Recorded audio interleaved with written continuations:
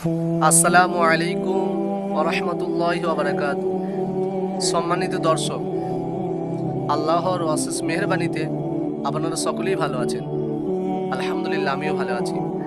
আজকে আমি আপনাদেরকে জানাবো কিয়ামতের দিন কি কি প্রশ্ন করা হবে।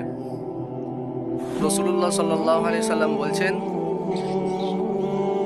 কোনো ব্যক্তি এই 5টি প্রশ্ন ছাড়া এক পাও এগোতে পারবে না। কিয়ামতের দিন ফেরেশতারা আপনাকে জিজ্ঞেস করবে, 1 নম্বর প্রশ্ন, তুমি তোমার পুরো জীবনটা কোন পথে কাটিয়েছো?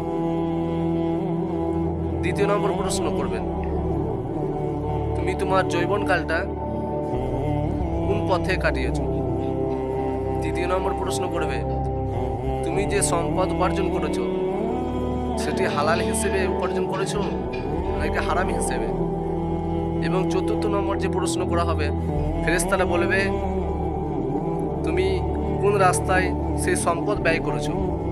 5 নম্বর প্রশ্ন করা হবে, তুমি যে দুনিয়ার মধ্যে জ্ঞান অর্জন করেছিলে, ইলম অর্জন করেছিলে, তার মধ্যে তুমি কতটুকু আমল করেছিলে? কিয়ামতের দিন আল্লাহ সুবহানাহু ওয়া তাআলা আমাদের সকলকে প্রশ্নের উত্তর দেওয়ার সহজ পদ্ধতি দান করুক। আমিন।